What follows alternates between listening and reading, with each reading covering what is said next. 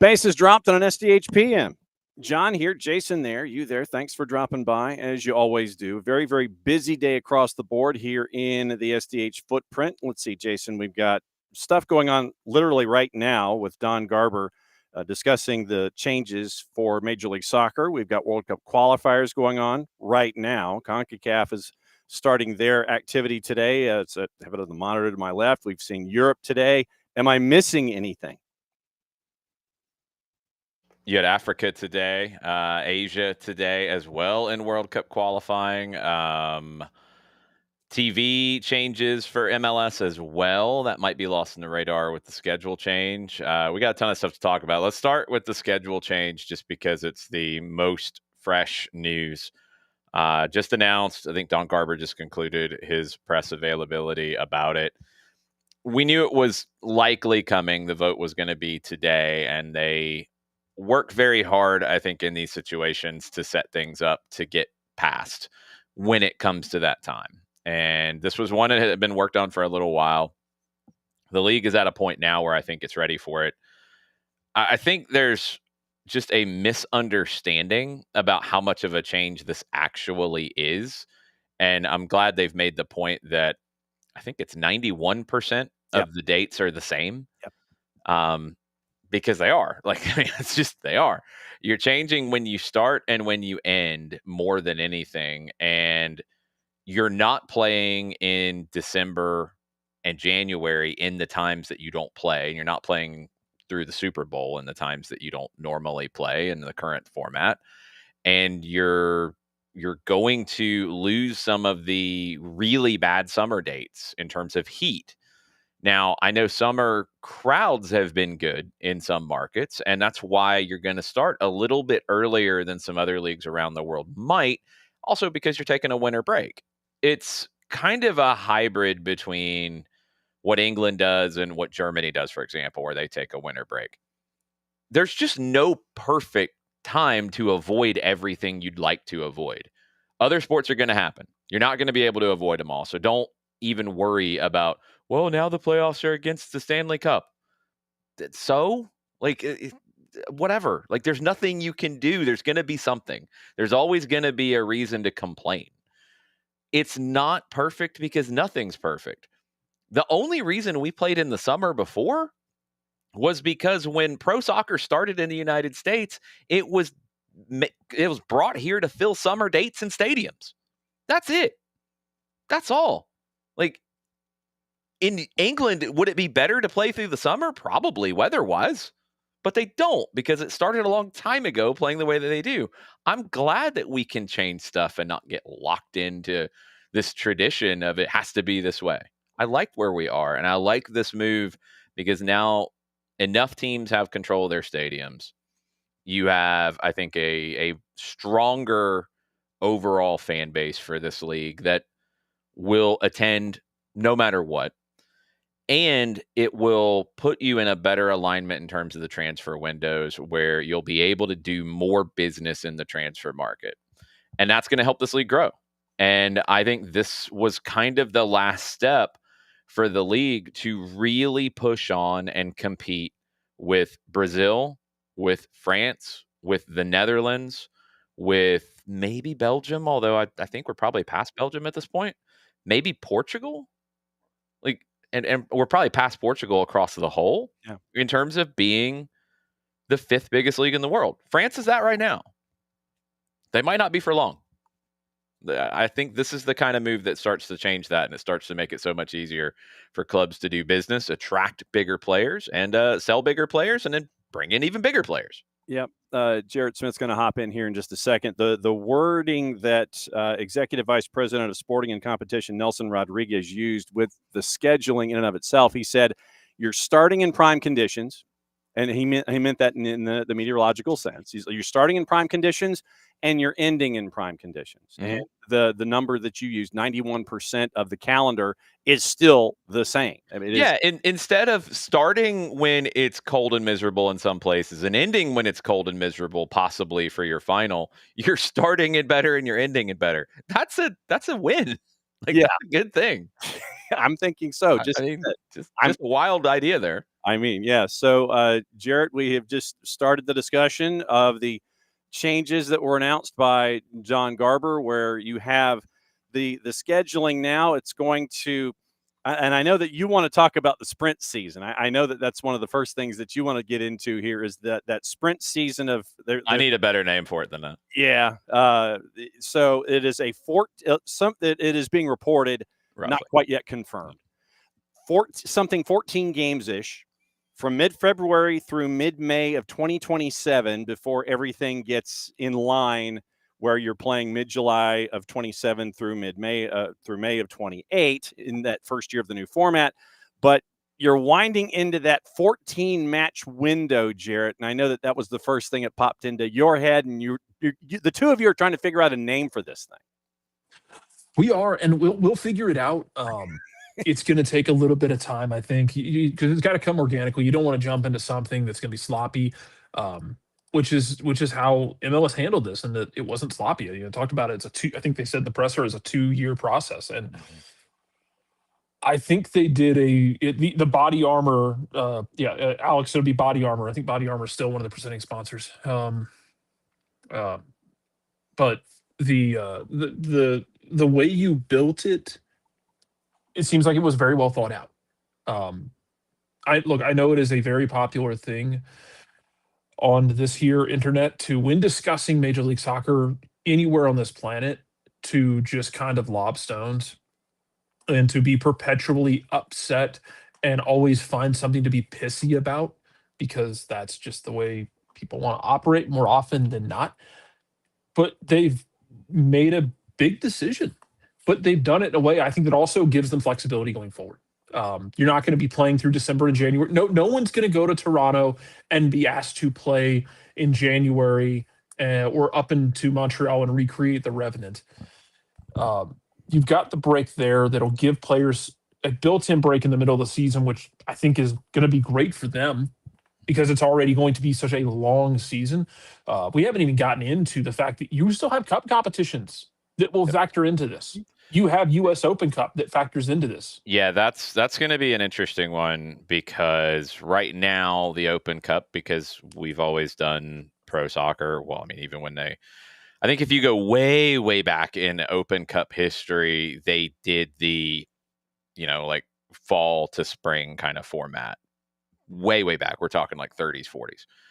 Since 60s and probably a little bit before that, it's been on a calendar year basis.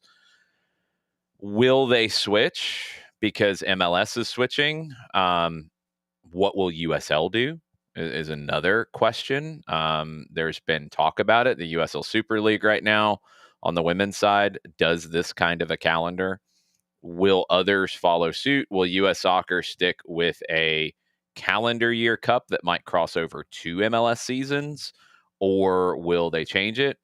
I don't know. I mean, there's going to be other knock-ons. A couple more things real quick. Sorry, Jarrett. Go. To include that were under the radar things that jumped out to me.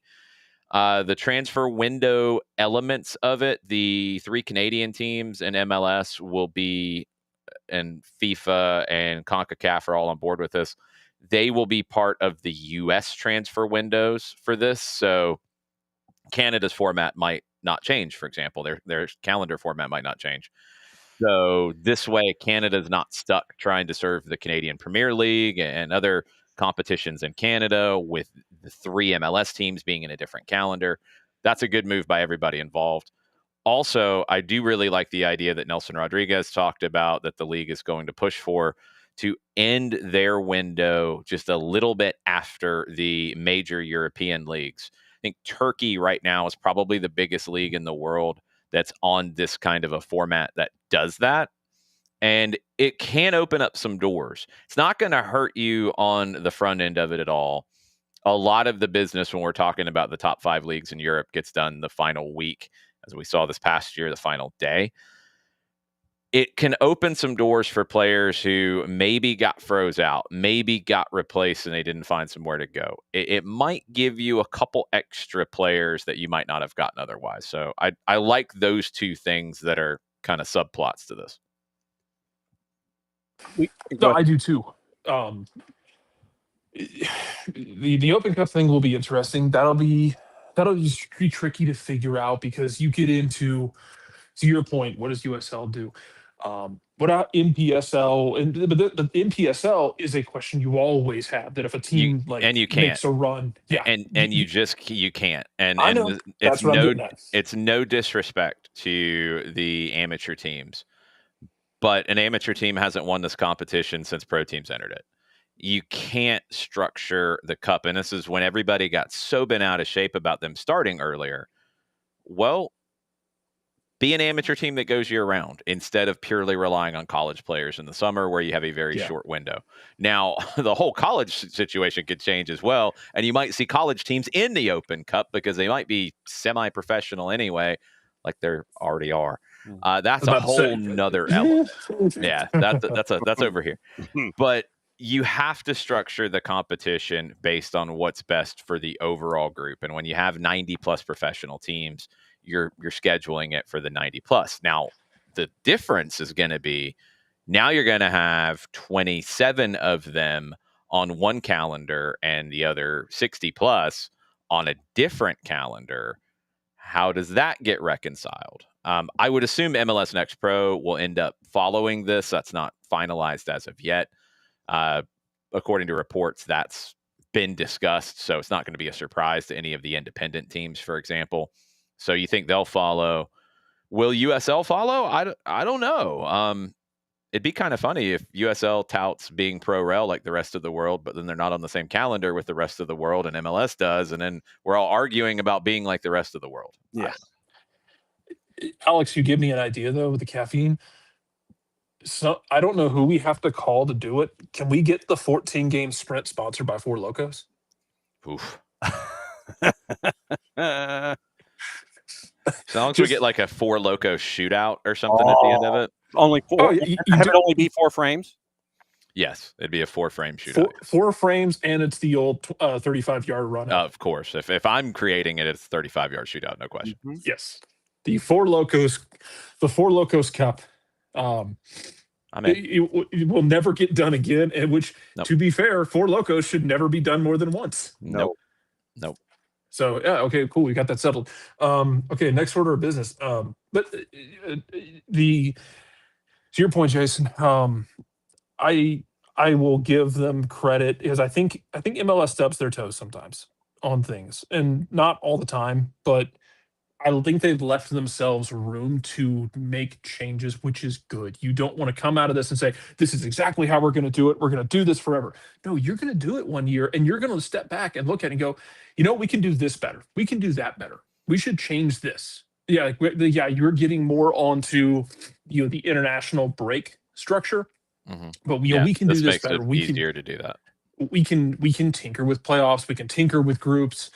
That kind of thing. I will be very intrigued to see how they figure out, how they want to do, playoff seeding, how they want to break out these groups, how they want to do playoff structure. Do you stick with the 3 games? I know Wilfred Nancy was not happy about it with the loss to Cincinnati this week, but also they lost to Cincinnati. I mean, I don't know if he's going to have the same complaints if they beat Cincinnati. And Cincinnati would have played game 2 different if you're on aggregate scoring. They wouldn't have allowed that to get to 4-0. So I think the playoff format will evolve. The schedule format is not approved as has been reported as of yet, with playing every team in the league at least once and then playing 4 teams twice. That's not approved as of yet. We'll see what that ends up looking like. Playoff formats change everywhere. I think there's some kind of notion that they're like, some religious scripture or something that doesn't evolve when they have in every other major American league for any other sport. And they will in this as well. So that's fine. I actually kind of like the 3-game format. I'm not going to lie. I think it'll work better all in one go in May. It does create the situation where Vancouver and LAFC are in right now, but there's an international break in the midst of it where they're waiting 3 weeks. You would have a week off if you take care of business in 2 games, which would be an advantage in a playoff format where you're going to play straight through. You're not going to have any international breaks in the middle of it anymore. That's a huge component to this as well. And that's something that isn't being talked about enough. We watched it last year, for example, with Atlanta United, where they lost all the momentum coming off of the Miami win going to Orlando because of the international break. You won't have a break in the playoffs anymore because you don't have international breaks in May, thankfully. FIFA needs to have fewer international breaks. That's a different conversation. They are going to change, I think, starting next year with October. They're going to have 2 breaks in the fall instead of 3. And I think the October break is going to almost be a double, or at least like a 1.5. Yeah, I think so. So that's going to be interesting. This makes it a little bit easier to manage all of that because it's early in your season, not at the end. It's just where things needed to go. MLS, no league's perfect. No league in anywhere in any sport is perfect.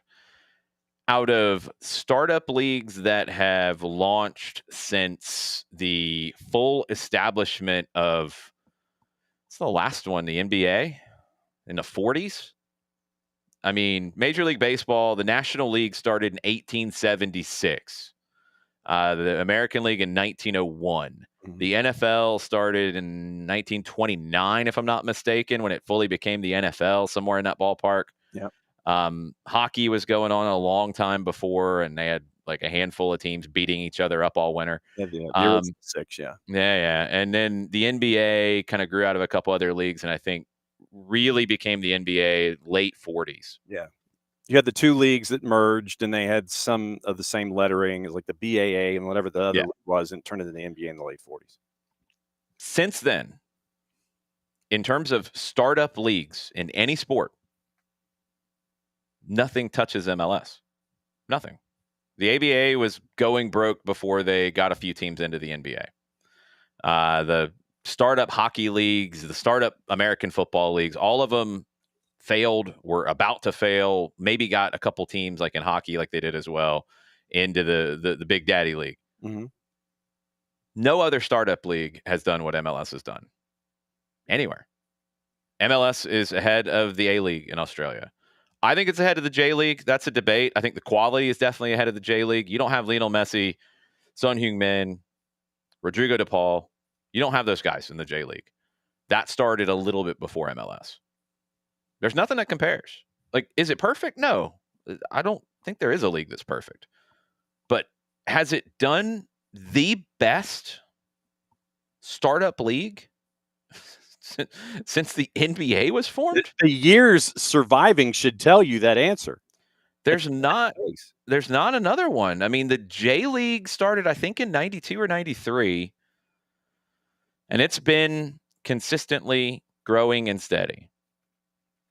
There's not another one in our country in any other sport. So it's a fascinating time. It is the right time for this. They weren't in a position to do it early on. They are now. I like it, and I do think it is that next big step that opens the door to truly pushing to something that I've talked about for, I feel like 5-6 years now. MLS, their target should be being the 5th biggest league in the world. I don't know if they're ever going to catch Bundesliga, Serie A, La Liga, and the Premier League in our lifetime. It's okay. You can still be really good. All 4 of those are really good, and you can compare them, and season to season, some are stronger than others. You can pass Ligue 1. You can absolutely pass Ligue 1. And that should be the target. That should be the goal. You got competition, and you're going to have these ups and downs, but this kind of format, to me, opens the door for that to happen. J League was 92, to answer your question. I have a decent memory sometimes. And teams are coming out with their own individual responses to what Major League Soccer has announced within the last hour. And then Toronto FC came out with its own statement, and it had to do with the weather concern. And is Toronto salty? No, actually, no. Toronto is in line. I was about to say, did we get somebody being salty? I haven't seen salty yet. Okay, good. For almost 2 years of thoughtful discussion and consideration, the proposed changes to MLS competition, calendar, and format made clear that aligning with the top leagues in the world would strengthen MLS on the pitch and position the league for continued growth. To be sure, The calendar change discussion also raised challenges related to the weather for a number of the league's most northern-based teams, but we are confident in the efforts that have been made and will remain a priority for the entire league to address it. It was our view that with more than 90% of the proposed MLS schedule staying consistent with its current format, the benefits to the future league product outweighed the potential challenges. We look forward to working with the league and our team partners to ensure that this evolution for Major League Soccer is a win for all involved, but especially for our fans. So that 91% number is what Toronto FC is sticking with as well as a part of their discussion. You're not playing games in December that you wouldn't have had otherwise if you made it to MLS Cup. You're not playing games in January because you're not. You're not playing games the first week or second week of February because you're not. I'd like to see them come back the week after the Super Bowl rather than waiting one more week like they do now. I think there's a lot of good potential growth to start the week after the Super Bowl. Come back then. That's your second half kickoff, all that. I think that works perfect. Atlanta United, and go ahead, Jared. No, I agree. I'd like to. If you really wanted to get frisky, you could have a Monday night game after the Super Bowl, like the next night. I don't hate it because that's going to be. You're getting into is such a basketball heavy time.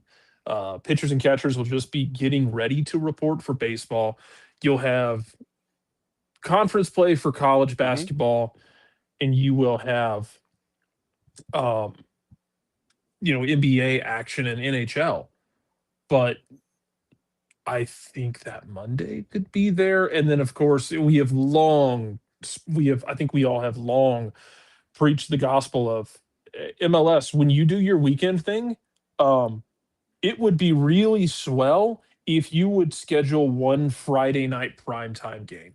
Yeah, I would. I would absolutely do that. Adore you, because that time slot so often is just wide open. Yeah, and please don't mention high school football. No offense, John.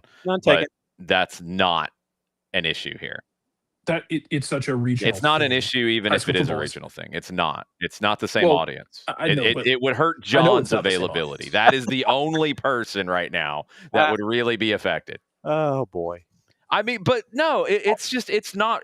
We do this dumb thing in soccer. We get really stupid in this sport sometimes, because I remember it when Atlanta United launched. Like, how could you play a game on Saturday afternoon in the fall? How could you do that? Because you do, and because people will show up. Stop whining. Stop being scared. Get a dog if you're afraid, and let's go. Like, this is nonsense. You have people make it an appealing enough product. Matter. Yeah, exactly. Make it appealing enough product, and people are going to show up. They might skip the high school football game, or guess what? They might miss one of your games. Oh no, somebody else will come that day. It's okay. Oh, the Stanley Cup playoffs. Oh, the NBA playoffs. How much crossover is there really to be worried about? Like, stop being so scared. Everything is so good right now. Stop being so scared. Yeah, Mike Conti has done the math. He says in 2025, there were 14 total weekends, 8 regular season and 6 playoff that overlapped with CFB and NFL. In 2027, 11 weekends will overlap with CFB and NFL, assuming the league won't play over FIFA windows. It will be okay. Also, Mercedes-Benz is so if you've never watched it happen, and I get it if you haven't, if you had to leave after a Saturday night game. Yeah, they've done well, no, I don't know if fans have been able to watch it. No. I'm saying like the stadium will be fine. Yeah. Oh yeah. It's actually really, if you ever get a chance to watch them do it, I think it's really cool watching them flip that stadium, because they can. I've watched them do it on a Saturday night and have that thing looking immaculate for a Sunday afternoon NFL game. Yeah. So if they have to flip a primetime 7:30 kickoff on a Friday night for, I don't know, college football, Chick-fil-A kickoff or something on a Saturday at 1:00, they'll do it. They'll be fine. They're professionals at it. It's the same conversations. It's a shame, basura, that we talk about all the time. Honestly, I think easier than when we talk about like the TD Garden, where they flip it from ice to hardwood. And I'm thinking about going and buying tickets right now. The Hawks are in town tonight, but last night the Mammoth played up at the Delta Center tonight. Jazz and the Hawks are playing. Yep. You better go cheer for the Hawks, Jarrett.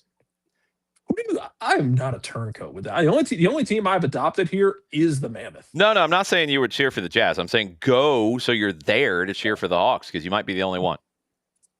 Yeah, it's true. Well, I don't know. I don't know, man. The other day I was out and I saw someone with UGA gear. It was really weird. Well, I mean, come on, that's you should expect that. Universal. They gotten to a point. I was south of Provo. You should expect that, Jarrett. We're everywhere. Yeah. That's did they bark at you? No. That would have been that would have you didn't have another SEC gear. You didn't have other competing SEC I gear did on. Not. I'm not wearing LSU gear right now. Are you kidding me? Yeah, I can't blame you for that. That's not good. I'm repping Kennesaw State and their bowl eligibility, which I don't think there's a non-zero chance that LSU struggles to make a bowl. Yeah, God, that's probably true. Hey, we have video from Atlanta United Senior Vice President of Strategy, Demetrios F. Stathiou, about the schedule change. And let's hear from Demetrios. So it's much better for us to have the pinnacle of our season, which is the MLS Cup playoffs, to be happening not only when the rest of the world also has significant games of import, whether you're in Copa Sudamericana or you're in UEFA Europa League, all of the big games are happening at that moment in soccer. And so to avoid both the American football side and also to align ourselves with the psychology of global football. So when fans of clubs all over the world are getting excited in August for the start of their season, they're getting excited about our season starting as well. And in May, when they're getting excited about the culmination of all of these major competitions around the world, they're thinking about our major competition here in MLS as well. I really like the idea of, as I get this minimized, as we work on it.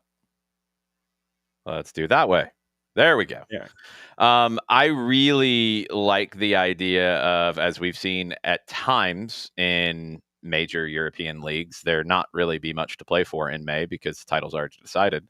I like the idea that you're going into your playoffs then. I think that's great. I think that could capture some attention from some leagues. And yes, I'm talking to you, Germany, where the title is pretty much already decided by then. Yeah. And it's not a fun watch for the last X number of weeks of that season when everything is decided. The only thing that you might be staring at is the relegation battle. And, that's all the way down at the other end of the standings. It's not something where you're chasing after titles and playoff positions and stuff. That's like a month. There've been 6 weeks before the end of the actual season where it's been decided, and it's not a fun watch at that point. No, it's not. And I like that you're going to be deciding your champion in that portion. Fascinating. I like where it's going. I'm happy with it. I'm happy they got it done. I wish they'd gotten it done to start in 26. That would have been even better for me to do your Four Loco Cup in the first portion of 26 and then take your World Cup break and then start with your new format.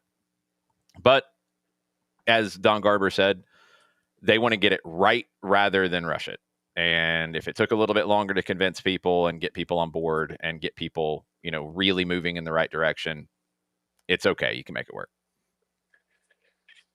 How are we feeling about because Jason, you were talking about you liked the three game playoff. I do. It's grown on me. My preference personally is still home and away aggregate. That's just how I prefer my playoffs.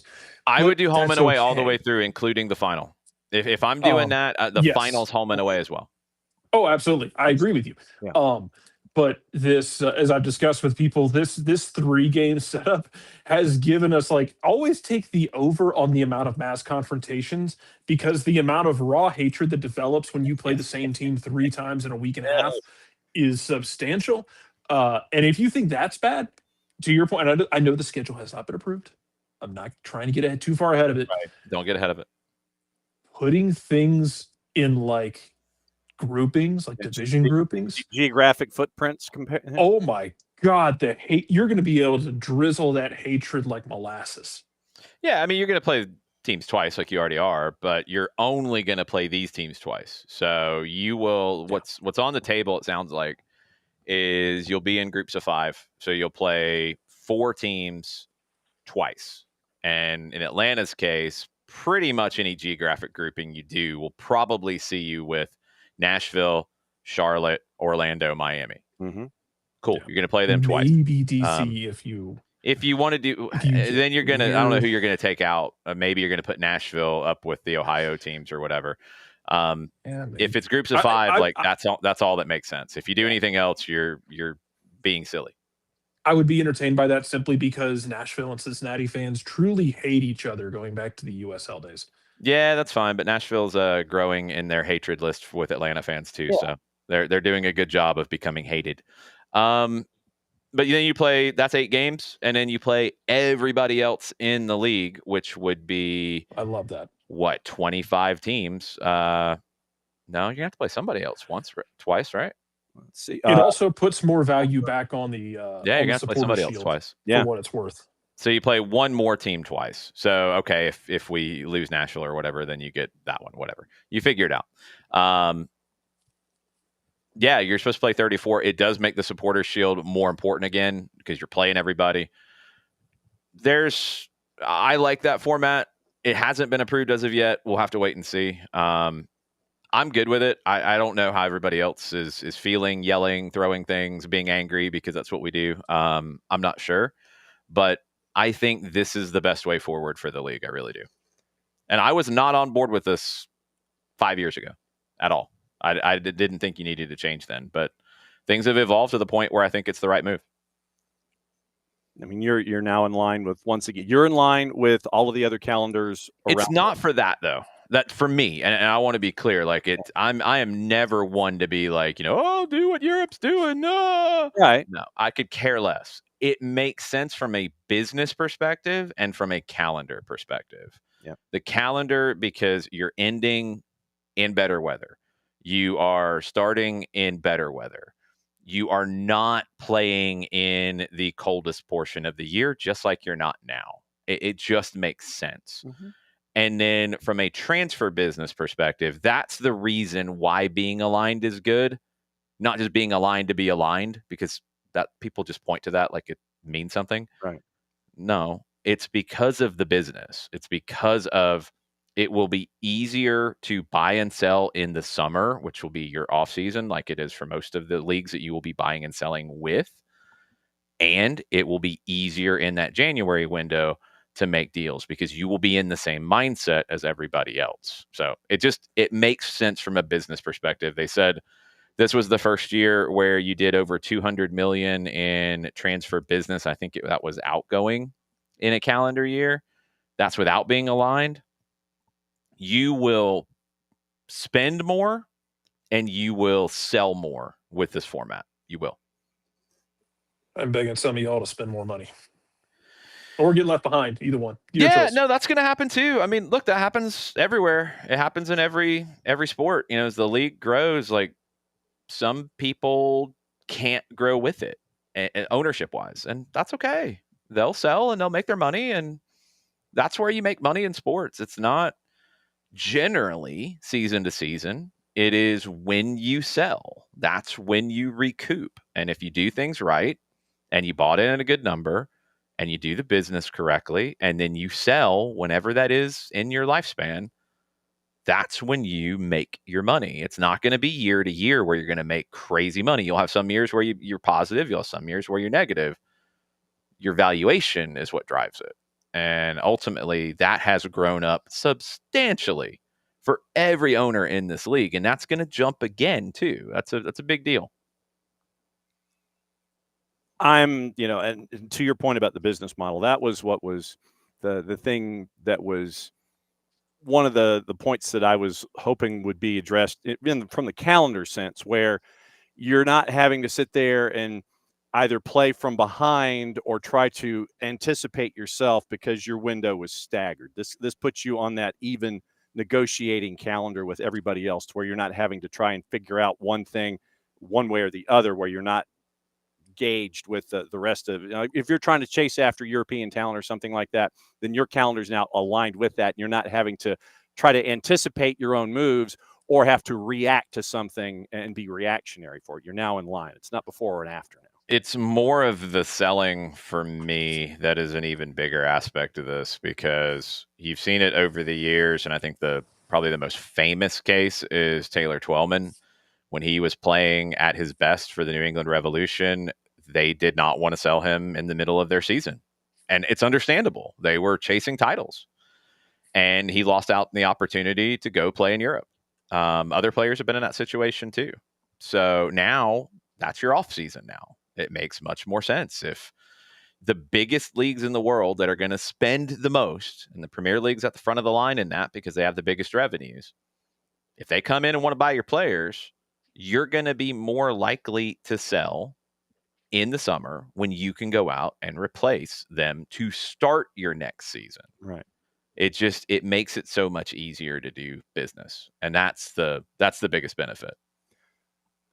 All right. What else is on? Anything else on the table with this topic? I know that we'll probably do a little bit more hearing from Don Garber and Nelson Rodriguez tomorrow on SDH AM. But what else is on the table with you two with this? Well, the other one with MLS is the Apple TV announcement that they are pulling MLS Season Pass and just putting MLS on Apple TV. It's not the confusing Apple TV and Apple TV Plus anymore. There's no extra MLS Season Pass. All of their offerings will be on Apple TV. So you don't have to spend more to get MLS if you're already getting Apple TV. And there's a bundle with Peacock now, which is $14.99 a month, which is a really good deal. So you're getting, I think F1 is now going to Apple. You're getting baseball with Apple. Apple, I think, will be a little bit bigger spender in what they want to go get sports-wise. With Peacock, you get all the NBC stuff. You get Premier League. You get NBA now. All kinds of things. So it feels like a smart deal. The viewership was up this year, according to everybody talking. Now you're going to grow it even more. Like, that's a good thing. That's a good thing for this league. I've said it all along. I do think they were ahead of the streaming curve.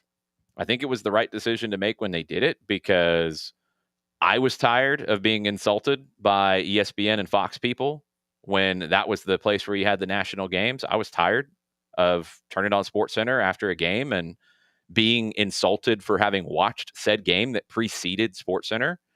They never did anything extra for you. Now you have a better product. You have a better TV product, and it will be more accessible at a lower price point. That's a good thing. That's just a good thing with where it's going now. Yep. And having those tag team partners with Apple and Peacock, it's like, okay, so F1's now here and MLS is here. So it grabbed from an Apple and a Peacock perspective. It's something else to attract eyeballs. MLS has been there. Now you're in a position where people can't say, I'm not paying the extra for MLS. Now that's not an argument. And now it's not really an argument to say I'm not paying extra for Apple TV. Because a lot of these people were paying for Peacock. So now you're going to get both essentially for a little bit more, and it's a no-brainer. So now it becomes much more attractive. Yep. As a household that has both of those, it is definitely locked in with what we're going to be paying. We're going to try and get that bundle deal, even though we have both of them separately for various reasons. You're going to do another subscription because you don't know what you're doing with your bundles, John. You're going to end up creating another account. Don't you already have multiple accounts for these things? I have my media account for Season Pass, and we have the other account upstairs that doesn't watch Season Pass, and we just watch other things with that. Yeah, we had Apple before we had Season Pass. Yeah. And so I watched it, and this way I also don't have to remember passwords or anything like that. I've got it in and got it all figured out. Jeez, John, that doesn't even make any sense. You don't want me having to remember passwords, because then I'd lock myself. You don't have to remember passwords. You just put the code in with your other one that you already had. Anyway, Jarrett, can you help him at some point? I can install a password manager for him, but I don't know if that'd help or not. He'd probably lose the password to the password manager. This is what I'm saying. But just one account. You don't need the multiple accounts, man. Well, and I'm just glad that we are trimming our account numbers finally with the 4-letter. We finally are trimming that down too, because we only have the really the one reason to watch, and it's not multiple accounts anymore.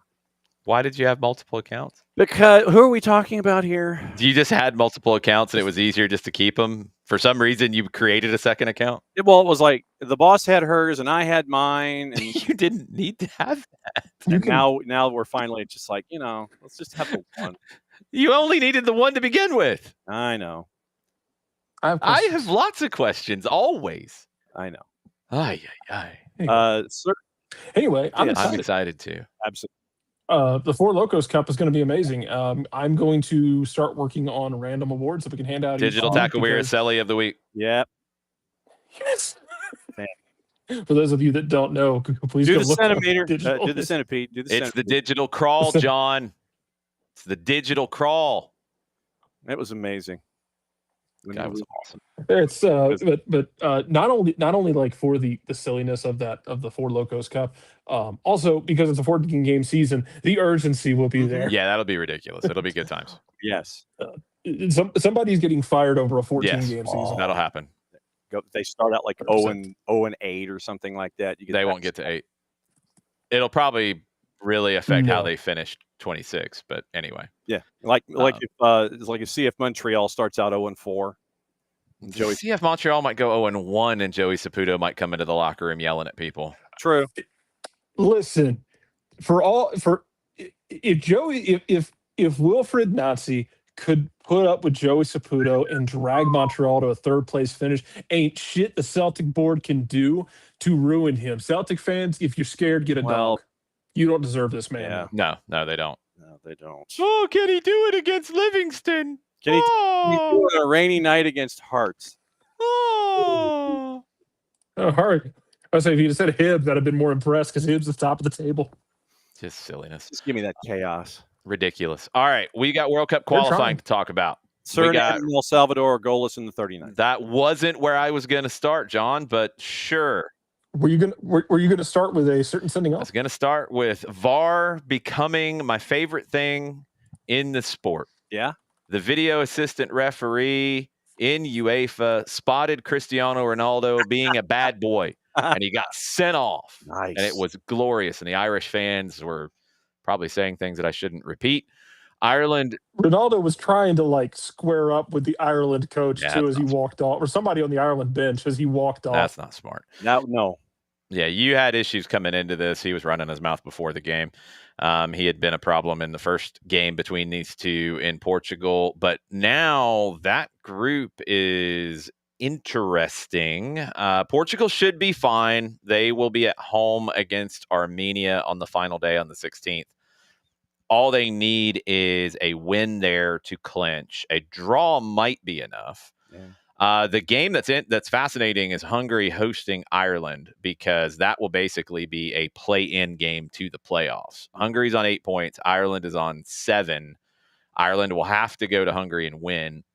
They still could win the group if goal difference gets crazy and Armenia upsets Portugal, which probably won't happen. But Ireland and Hungary on the final day will be big. France is in. They have qualified now after their win today over Ukraine. Iceland and Ukraine will be battling it out for the final spot, and Ukraine will host Iceland. Is that going to be played in Poland, John? Traditionally, traditionally it's played in Warsaw, and Ukraine has an 8-goal difference that they would have to make up, because they're at -3 and Iceland is at +4. No, they're both on 7. So Correct. all Ukraine has to do is win. It doesn't matter about the making things up. The draw would be Iceland's advantage. Right. But if Ukraine wins, they don't have to worry about making anything up. Yeah, that's 10 points for them if they win. So Yes. that's what you're staring at. That's the part that matters. They are playing at the Polish Army Stadium in Warsaw on the 16th.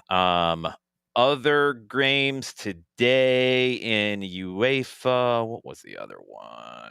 England won, but they were already in, so that didn't matter.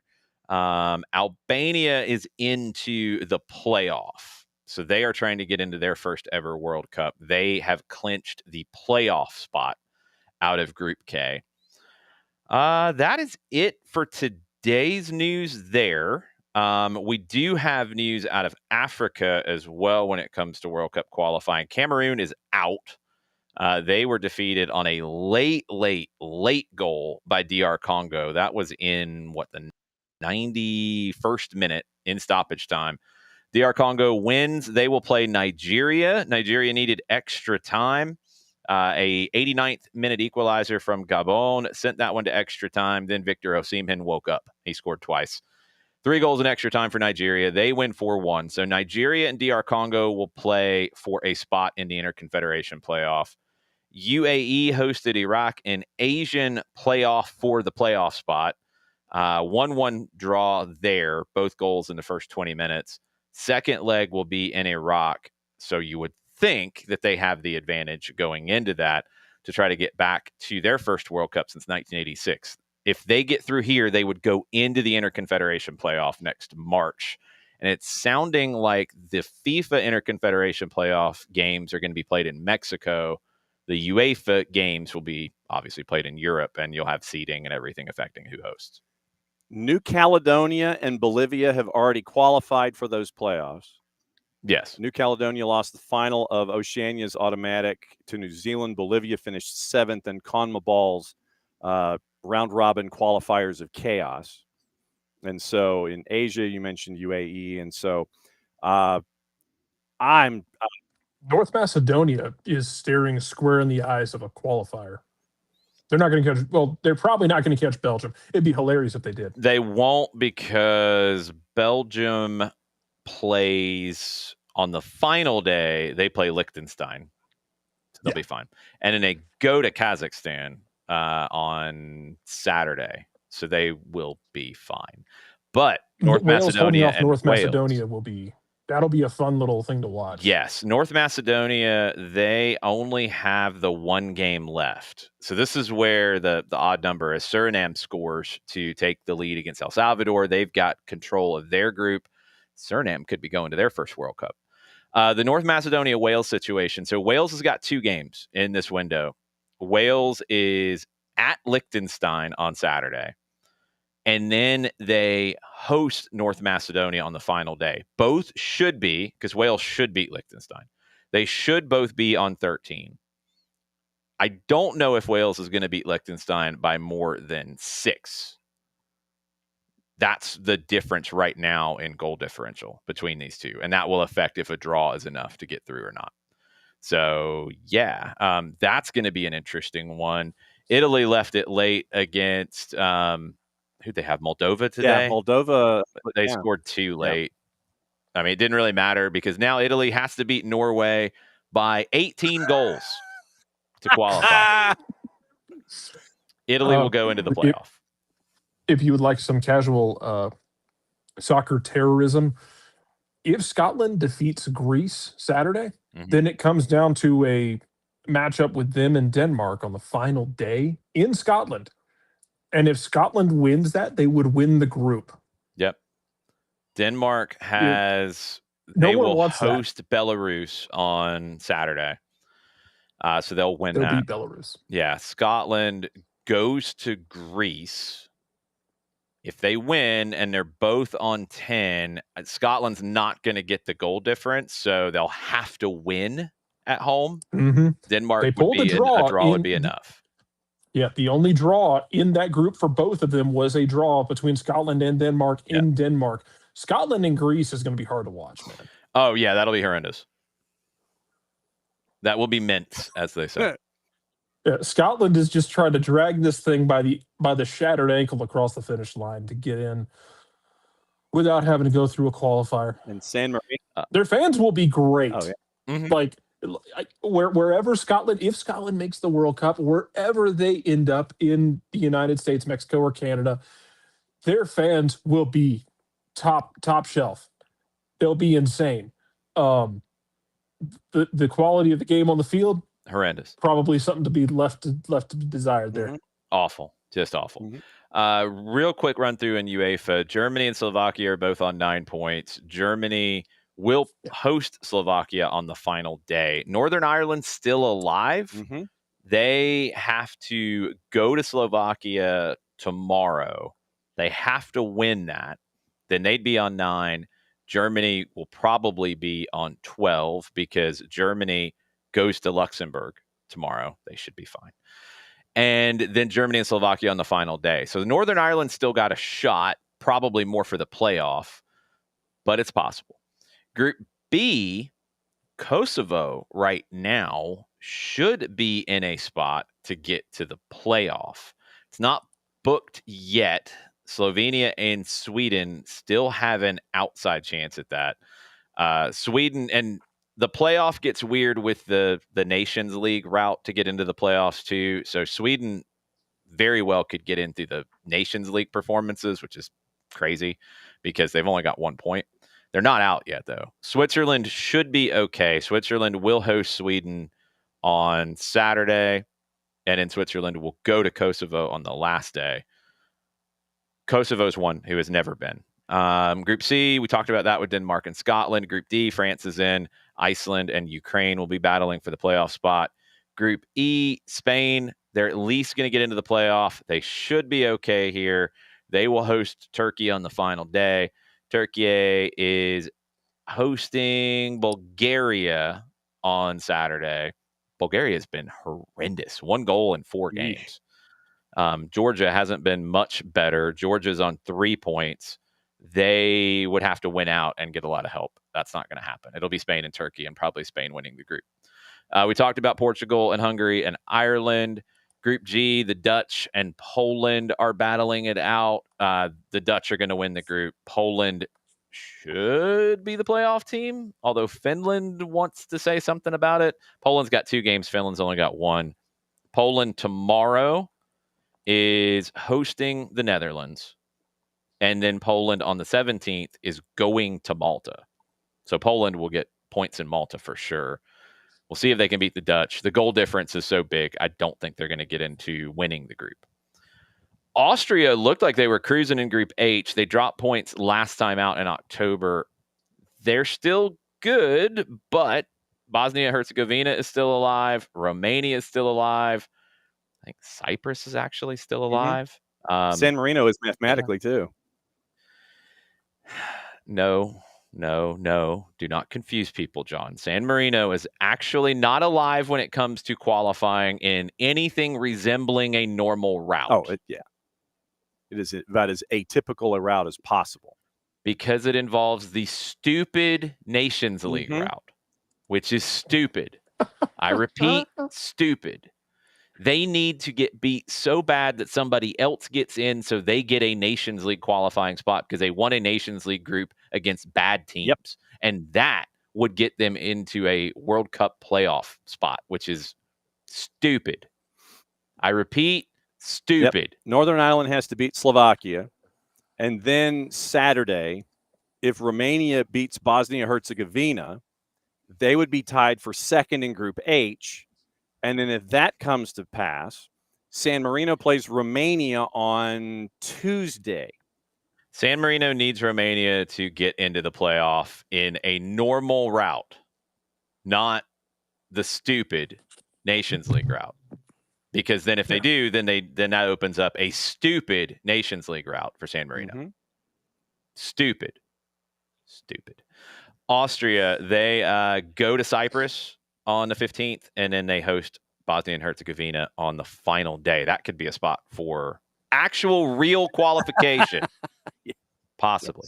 Yes. Italy's not going to win by 18 against Norway, so forget it. Group J, we talked about that with North Macedonia and Wales and Belgium. England's already qualified. Albania's got the playoff spot in Group K, so that one is done. Can I ask who the hell decides to keep putting Serbia and Albania in the same group?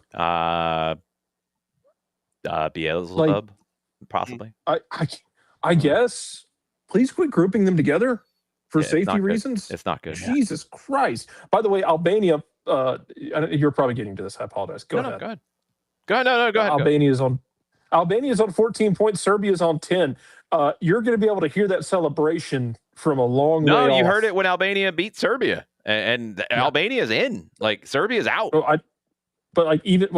Yes, I'm talking about on the last day. They're going to do it again. Sorry. Oh, they're I going to should do it clarify. like between now and the last day. Like they're in. They might be drunk going onto the field on the last day. Like it's not going to matter. They will I be would respect hammered. that, actually. I mean, why not? They Might as won well. 3 straight to get here, by the way. It's amazing. Yeah, they're hosting England on the final day. They're just going to be drunk. Oh yeah, that's gonna be a party. England, they're going to scare the English. The English are already in. They'll probably be drunk too. Why not? They're not ready for that. They're not. They think but they'll think that they are. They'll just be Oh drunk. yeah. England didn't give up a single goal in qualification. Don't ever. I never want to hear from the English again about qualifying in another confederation. England didn't give up a single goal. Had to play Albania, Serbia, Latvia, and Andorra. Yeah. Come down to CONCACAF or CONMEBOL and drop. Go play in, Costa Rica England. in the Monsters cage. I have a statement I would like to make. Gennaro Gattuso, watch your mouth, son. Don't be talking about South American qualifying. Your team might not qualify again.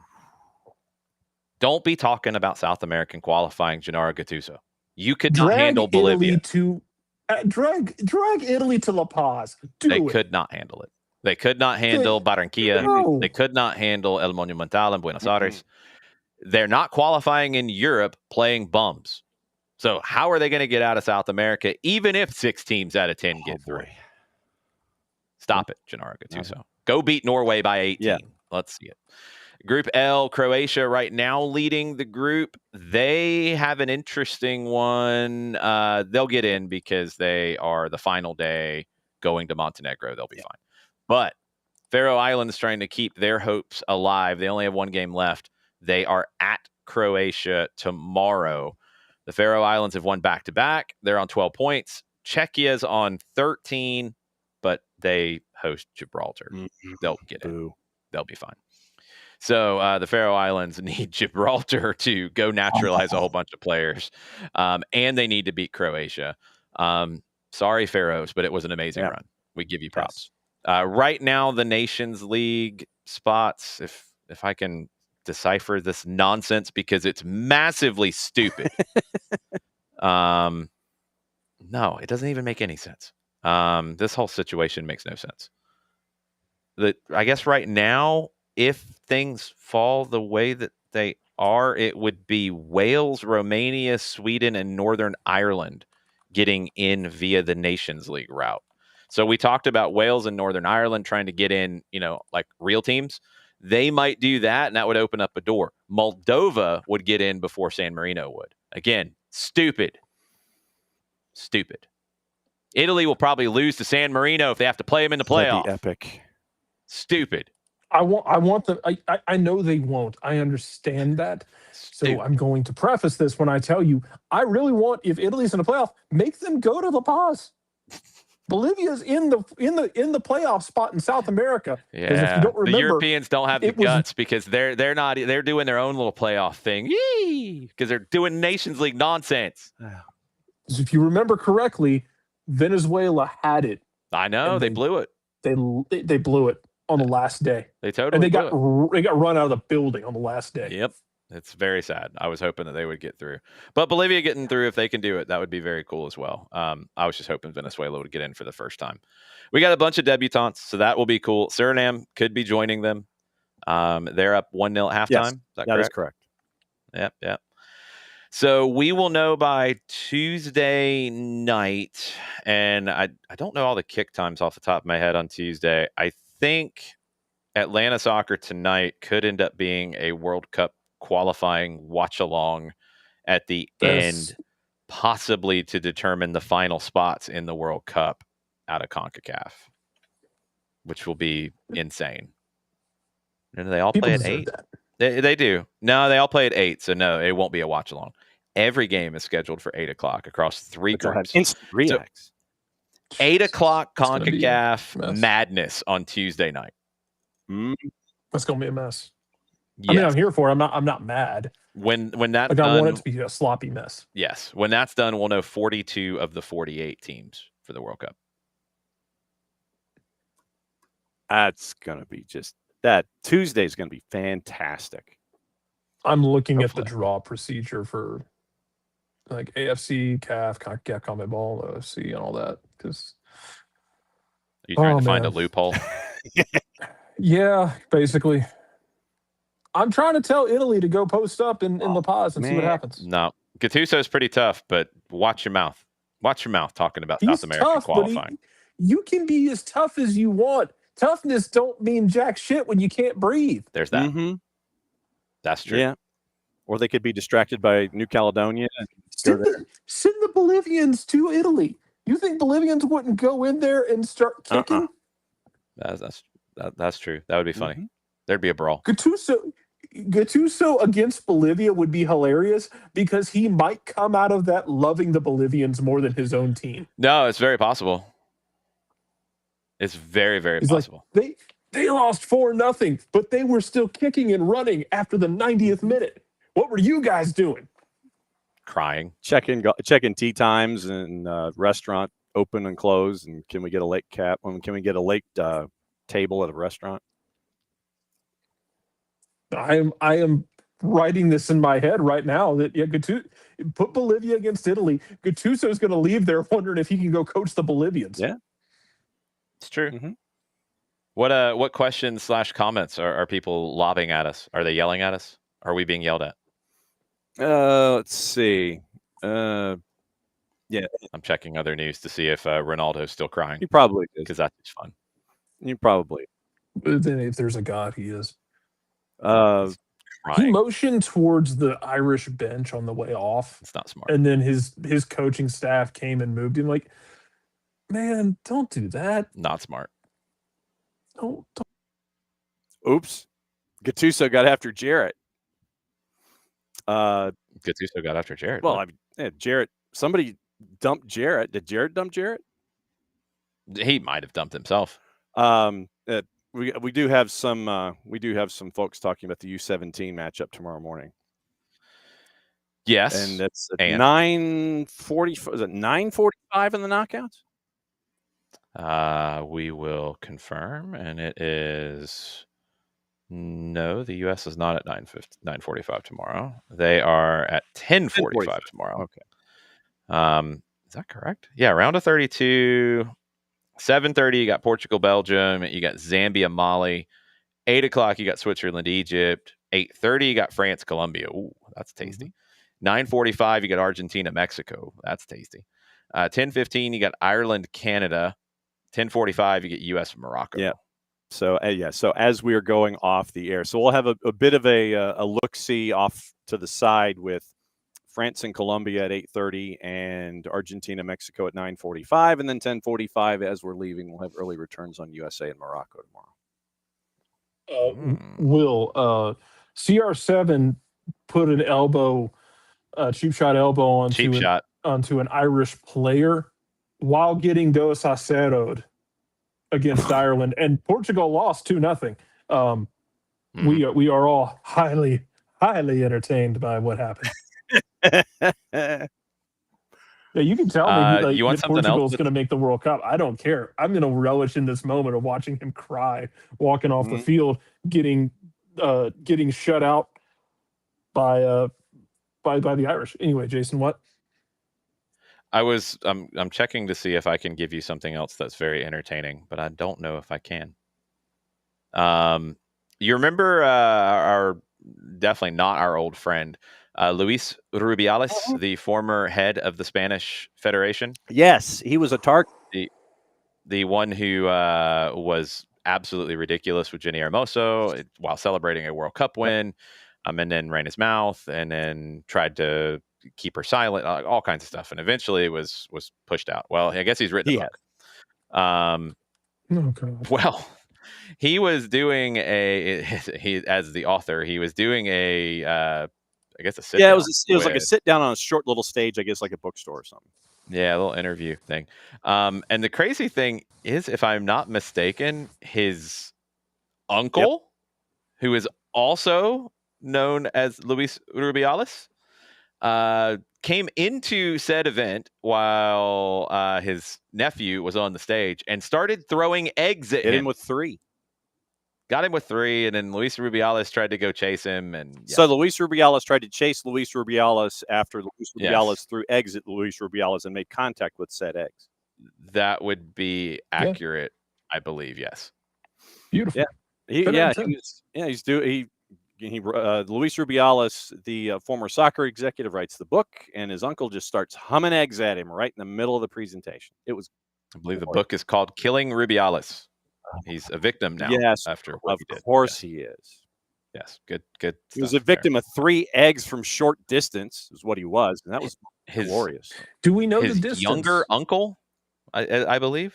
You say short younger distance, but do we know how far away he was when he let those eggs loose? About 6 feet. I mean, literally, he got right not that far. down center aisle, and the two of them were there. And Luis Rubiales, the alleged author, stands up, and the uncle's right down center aisle, and he throws 3 overhand rights and hit him with the eggs. I was hoping we had some Roberto Clemente action from like the back of the room. Oh no, this was slam dunk stuff. This was literally within 6 feet. He got it pretty close. Yeah, it was within 6 feet. It was disappointing. But I mean, he hit him with him, and then all of a sudden, you see Luis Rubiales, the aggrieved, try to come off the stage and chase after his uncle, and then that's when the video didn't pan and follow the traffic. You just kind of see people going out of frame. Un hombre lanza huevos a Luis Rubiales. Lanza huevos. That's great. Yeah, he deserved. Throwing rocks at him. Too. Yeah, I was going to say he deserved other kinds of things hurled at him that should have stained a lot longer. It would have been nice, but only the 3 eggs. Maybe we'll get more later at more book signings. That'd be nice if that happened. Fingers crossed. Yes. What else are topics today? Oh, didn't we have a Mauro report? It's the same report that's out there. Mauro Icardi's going to go somewhere because he needs to play somewhere when his contract ends, and Galatasaray is not going to sign him again. And now Estudiantes in Argentina has popped up. Club America has been in the mix. Milan was reportedly looking at it at one point, but I don't know how accurate that one was. I would like to see Mauro Icardi in CONCACAF just because of the shenanigans. I have other player shenanigans. What other player shenanigans do you have? Corinthian shenanigans with Memphis. What did Memphis Depay do now? About this? He's offered to help amid financial crisis by giving up the hotel suite.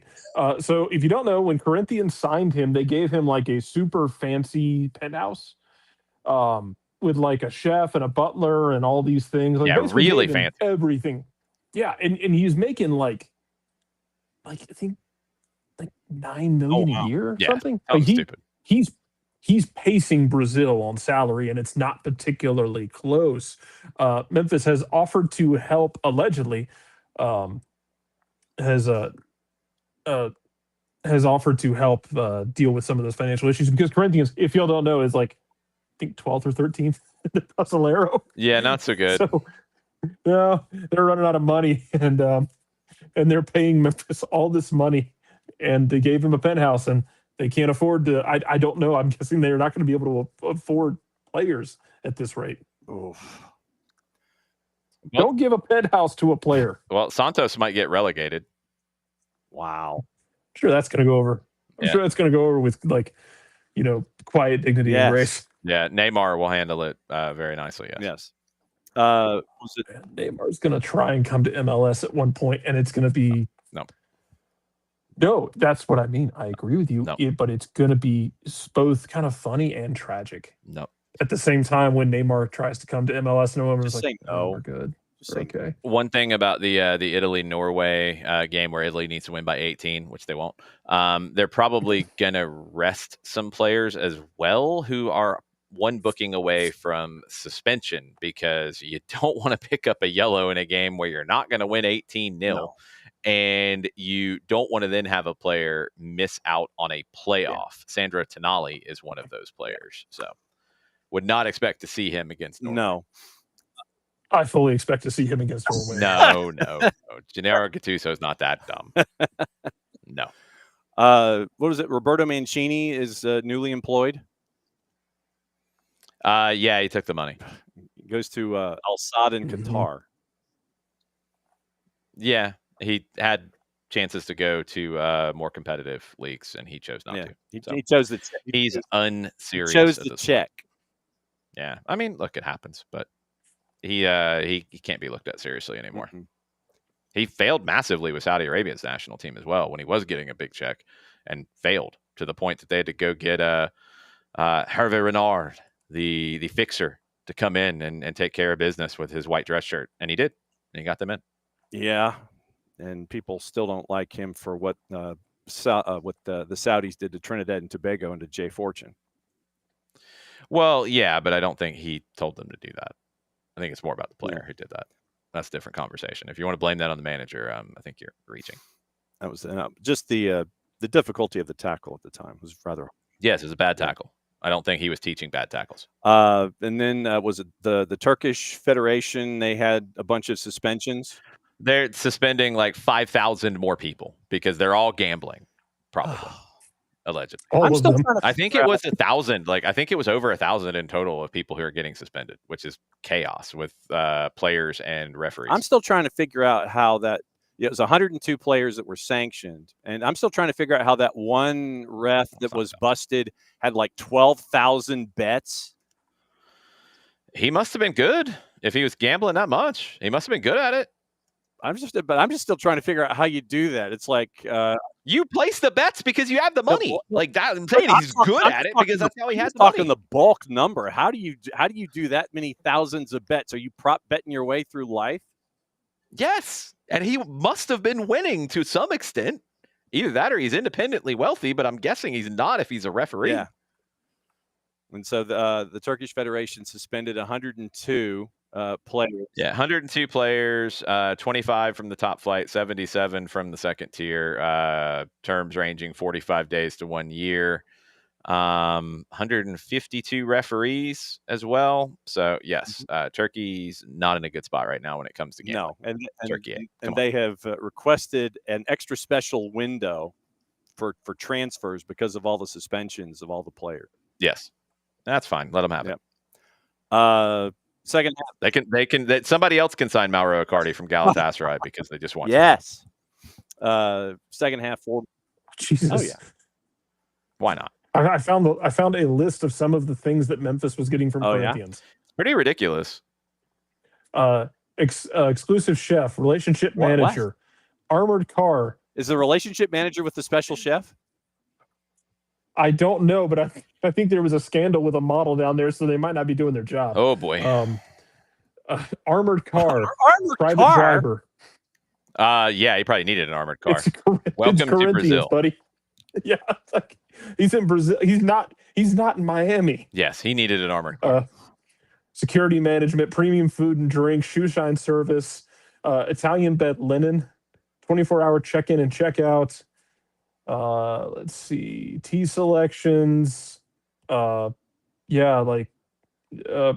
ballots. This is like Mariah Carey kind of stuff. They paid for 35. They did. They certainly did. It's apparently a 40,000 euro per month luxury suite he's in. Yeah, I mean, look, if you're negotiating with Corinthians and you're like, yeah, I'll come to Brazil, sure. All right, how much are you going to pay me? Mm-hmm. Oh, a lot? Okay, cool. I need a place to live. 11 million euros could rise to a lot of performance related bonuses. Million. Yeah. I don't think he's going to hit them, but okay, you're going to pay me a lot, Corinthians? Thank you. That's wonderful. I'm going to need a place to live. I'd like the best, please. Okay, cool. Oh, you're going to do that too? I'm going to need an armored car. Oh, you're going to do that too? All right. What? Hey, hold on a second. What other crazy stuff can we ask for? Yes. A relationship manager? Okay. Yeah. Can we get one of those, Corinthians? Oh, okay. Can we get a tea selection, Corinthians? I mean, where did they draw the line? Where did Corinthians say, you know what, that's too much, Memphis. We're not going to do that. They thought Memphis Depay was going to carry them to the Brasileiro title and to Libertadores. And no. And he did not. He did not, but he did. He is. He has had a lot of very nice tea. He's still rocking the thick headband like he is Al Jefferson on the Charlotte Hornets. I mean, go for it. Didn't he release a rap song here recently too? Oh no. I'm not surprised if he did. I think not he the did. Least bit. It's better than Sergio Ramos's musical performances out of Mexico. Yes, I think he had a rap song come out somewhat recently. One back in 24 called Kings and Kingdoms, or that's the one I was thinking of. Yeah. November of 24, Memphis Depay and Lusho with YM $. Yes. Official video with Memphis Depay and Lusho. I think you're going to have a watch along for that at some point, John. And yeah, there is a scandal about a model as well. Good job, Memphis. Nothing shocks me. The relationship manager did not do a good job of managing. Or was the relationship manager after the fling with the model? No. The relationship manager, I think, would have been up front. Okay. That was part of the deal. Okay. They've tried to get him out of that penthouse because they can't afford it. I think he was like, well, what are you going to do to make it worth my time to move out? No, he's not squatting. It's part of his contract. It's like, I ain't leaving it. They're trying to find a way out of the contract they agreed to. And in October, he was late joining the Dutch squad because his passport went missing. It was stolen, he says. Okay. So that's the excuse we can use going forward. Great. Yeah. I don't think even Neymar worked that one out. So he had to get an emergency passport. He joined up with the Dutch late in the October window. I don't know if World Soccer's JaVale McGee is just going to keep doing his thing. Okay. Basically, yes. Good job, Memphis Depay. Good negiation skills. Absolutely. No, it's like if they're going to say yes, you're going to keep asking outlandish questions until they say no. It's like, well, hey, I got an armored car. Okay, I need something to transport this one piece of paper, even though you'd think it would be direct deposit. I need something to transport, something to. No, he needed to be safe, John, because he would get robbed. In an armored car? No. He needs the armored car so he doesn't get robbed. He's not needing the armored car to transport things. Okay. He's just trying to stay safe. Oh my God, apparently over the summer, Pachuca set their sights at one point. Were interested in signing Memphis. Then he probably tried this with Pachuca, and they're like, "Get out! Like, just leave. just stay there. Just go." Yes. Like, who is this? Nobody here by that name. It's like you're breaking up. You're breaking up. Yeah, I mean, come on. Pachuca's not falling for that. No, they don't. It's like, you want that? No. What about no? Well, how about no?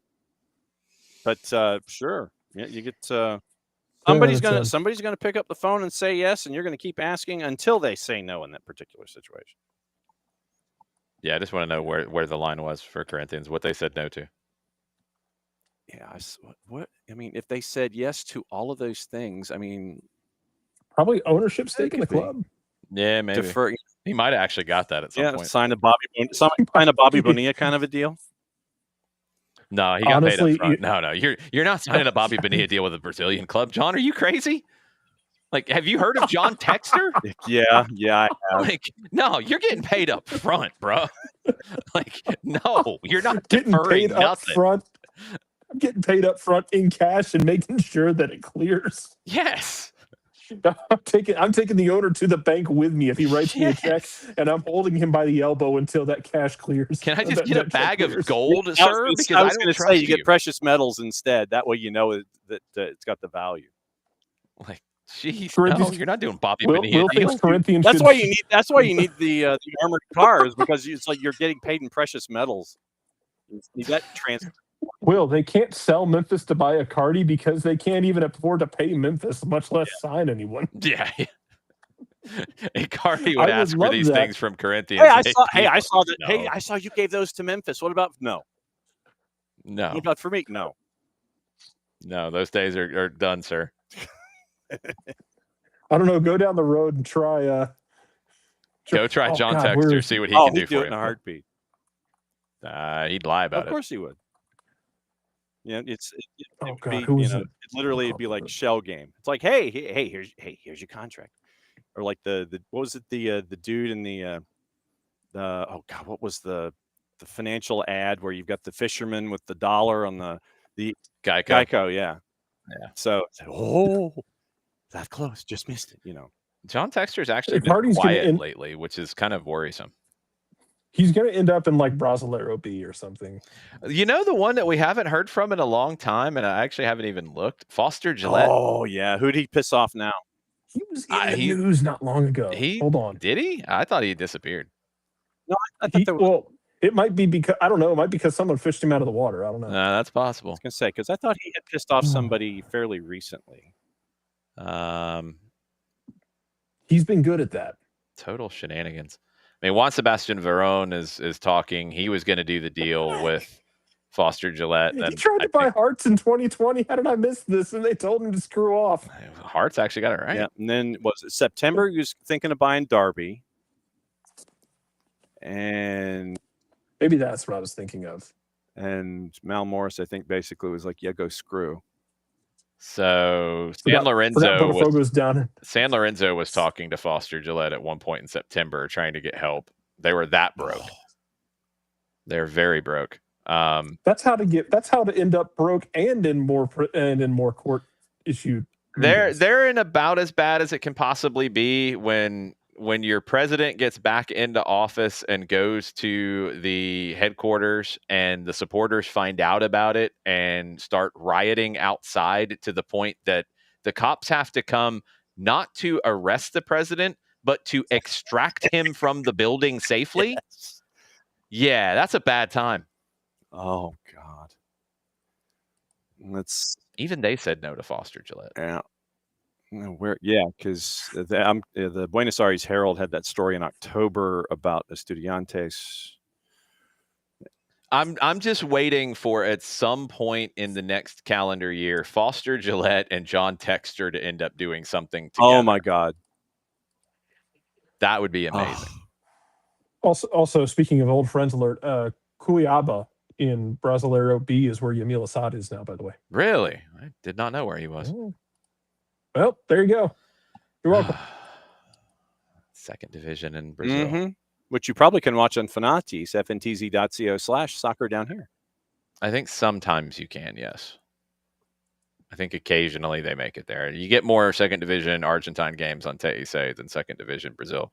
What you'll get from Brazil, though, I don't think you get the second division often, but you get the state leagues early in the year, which are total chaos. Mm-hmm. Because you get that's not safe. First division, second division, third, fourth division teams all in one spot. So it's like if you had in January, you had Atlanta United, Tormenta, the reconstituted Savannah Clovers, and you had all of them in one league. Yes, that's what they do, and it's like a sprint season. It's total Four Loco Cup that'd action. Be amazing. Whatever the Brazilian version of Four Loco is. That's probably no. Ask Memphis Depay. Probably got it in his contract. You probably if you spilled it on the hood of your car, all of a sudden you just see this burn hole created after about 4 seconds. Probably goes right through the metal of the automobile, right there on the hood. Madness. Still 1-0, 60th minute, heading to the 61st with Suriname in the lead. Suriname. Looking at Yamil Assad in the 2024-25 season, he has 2 appearances and 1 assist. 2 appearances and 1 assist. Okay. He's not playing regularly in Cuiabá. Serie B. Yeah, but I don't know when he came into the squad. Yeah, I can't remember. The rest of your night in CONCACAF, Suriname 1-0 up, 61st minute. You got Bermuda hosting Curacao, Trinidad and Tobago hosting Jamaica, both at 7. 9 o'clock, you got Guatemala hosting Panama, and I was getting ready for that one this morning on Morning Espresso, and I want to go back to my notes a little bit on some of the things that have happened in Guatemala as they try to get to their first World Cup. Their fans are a little feisty, hosting Panama. A little feisty. They provoked a hostile reception yesterday in the capital as the Panamanian team arrived at the airport. They were threatening the Mexican referee ahead of the game. That's good. Because they're already preemptively worried about being robbed by the referee crew. Wow. With insults, smoke bombs, and a lot of pressure, a group of approximately 100 Guatemalans gathered to put pressure on the Panamanians. And some of this also is people going after Coco Carrasquilla for his horrendous tackle on Kevin Meyer, breaking his leg in Liga MX. Kevin Meyer's not Guatemalan, but they're just angry, and whatever they can point at, they're gonna point at. There was, I guess, a banner that was, I think, if I'm not mistaken, it was either held up outside of the Panamanians hotel or like on an overpass as the bus was going to the hotel that said, Panamanian sons of yes. It's wild. So that one will be one you will want to watch. Also, just to add more intrigue to that game, because we need it, Panamanian defender Edgardo Farinha was denied entry into the country due to an active Interpol alert. He previously played for Municipal in Guatemala. He departed without fulfilling certain contractual obligations, so he is banned from entering Guatemalan territory. Wow. So now the Panamanian Football Federation has started the necessary diplomatic efforts to resolve the problem and get the player back. There you go. An Interpol alert as he arrived. I mean, welcome to CONCACAF. Yes. Who was it who like got injured or faked an injury and left during the game so they wouldn't get popped by That was in the police? last window, I think. Yeah, that was I'm trying to remember. Because there was also one who like had like child support or something they were coming I after. think it was child support in this case. It was not Inter Valencia. That's an old one from Ecuador. This was in October. Police entered Nicaragua's locker room before a World Cup qualifier to try to arrest a player accused with ducking child support. It was in Costa Rica, if I'm not mistaken. Perfect. Yes, it was in Costa Rica. Luis Suazo. Yes. Police officers stormed into the Nicaraguan locker room armed with an arrest warrant for a player who's been charged with not paying child support. The outlet reported that the unidentified player, and we found out later who it was, paid the money he owed on the spot and was allowed to play in the game. Just carrying around. I mean, sure. Maybe he took up a collection in the locker carrying room. Him around there. Oh, yeah. CONCACAF's wild. So Guatemala and Panama could be all kinds of madness at 9 o'clock. Nicaragua and Honduras tonight at 9 o'clock, and Haiti and Costa Rica at 9 o'clock. That one could also be wild because our boy Piojo has not been great with Costa Rica. They've tied everything at all times, basically. Your standings right now, and this is live for Group A with Suriname, they would go to 9 points. If they get to 9, Guatemala, Panama almost becomes an elimination game. Panama's on 6, Guatemala's on 5. El Salvador would be out with a loss here.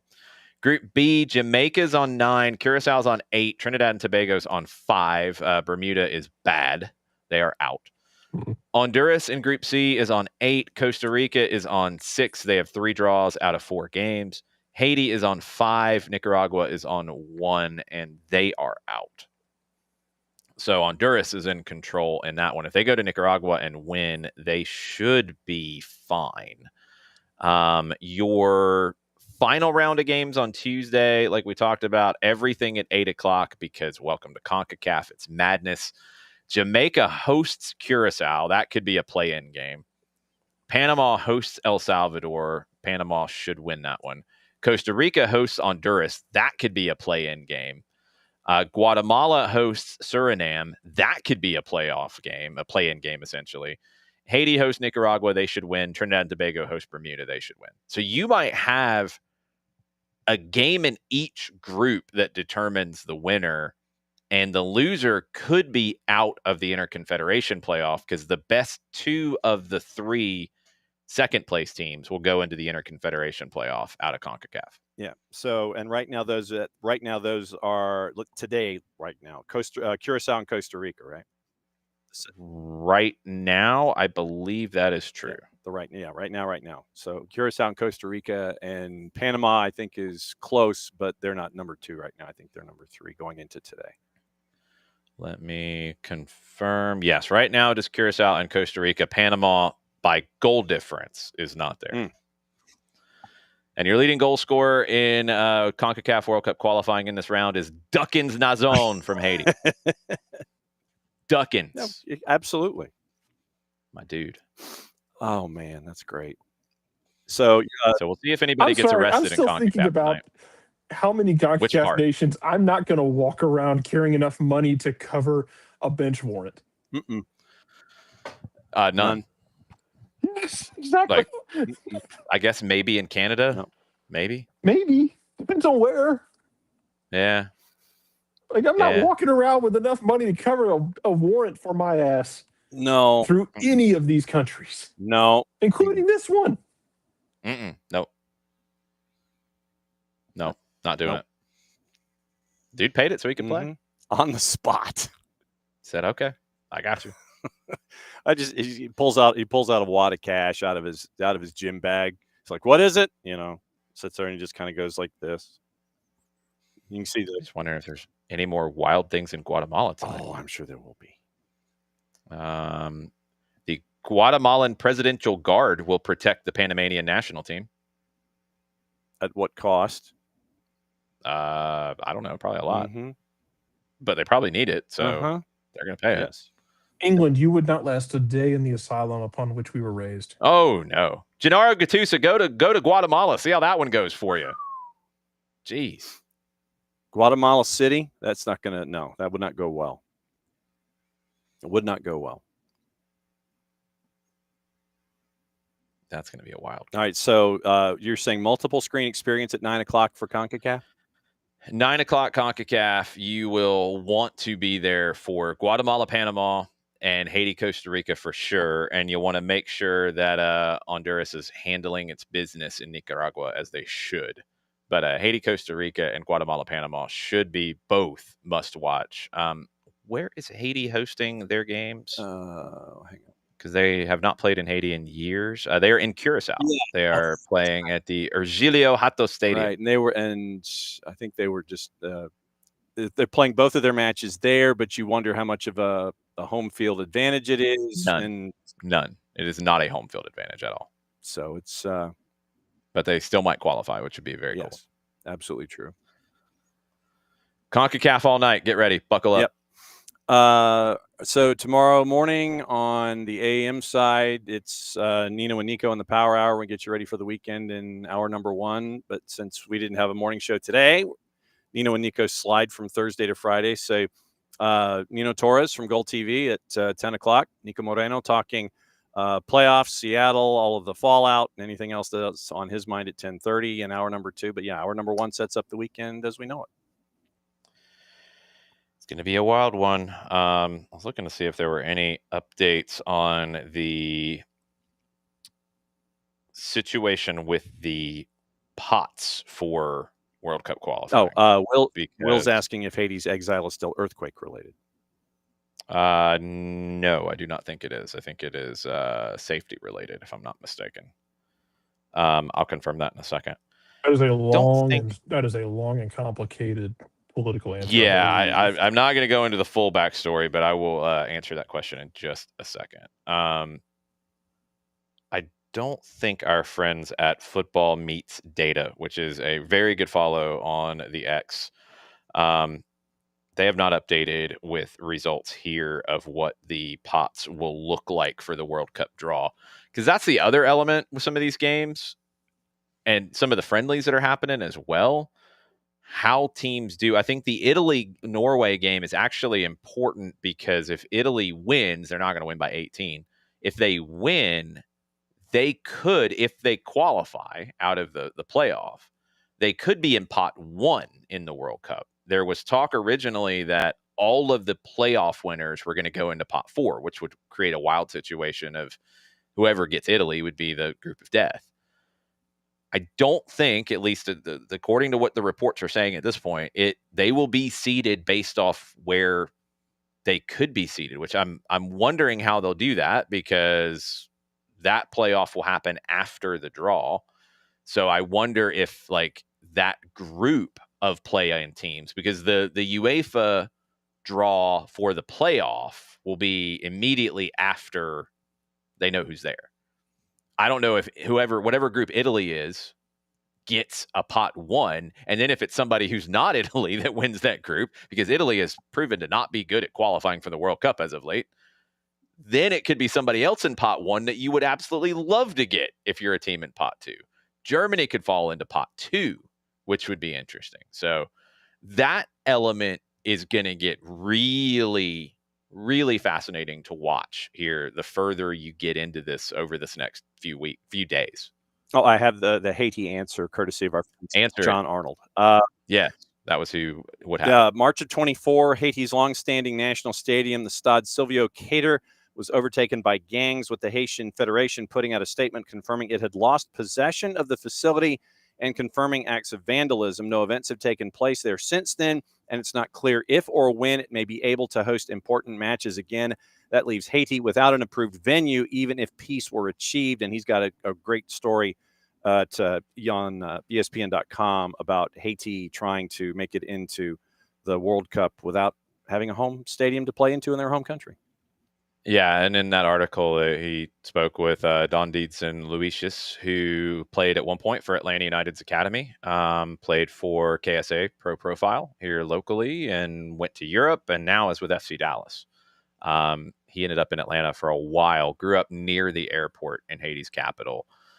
Family's still near there. But yeah, he was in Atlanta for a while, got the opportunity in Europe, did pretty well, and then is now back in MLS. So Suriname just adds a second goal. So they are cruising and dancing at home. And Suriname could go to the World Cup. Cool. Bring as many of the new faces as possible. That's what I want. I'm in for it.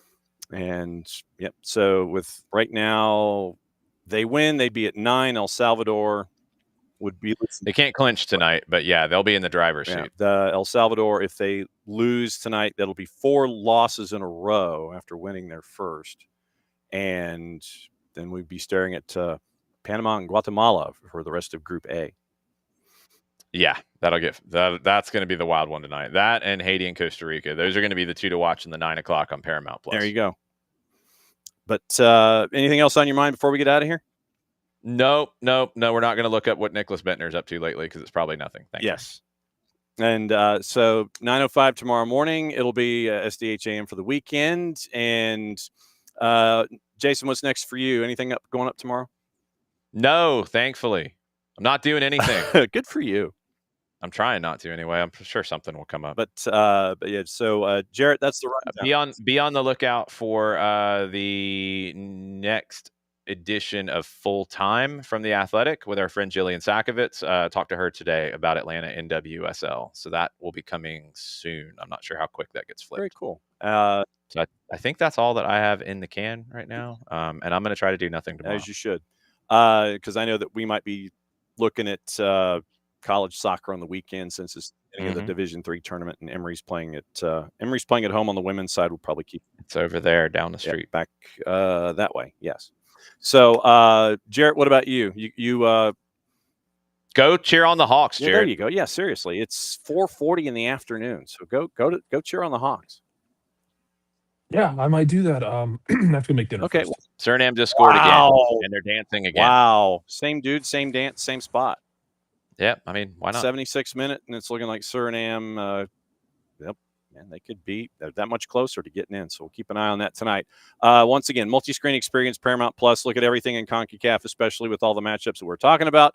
Thanks for dropping by for an SDH PM with Jarrett and Jason and me. So mucho platiel, play it safe. And since it is the end of the show, back at it again 9 to 5 tomorrow morning, means we get to do this. Mucho platiel. Bye.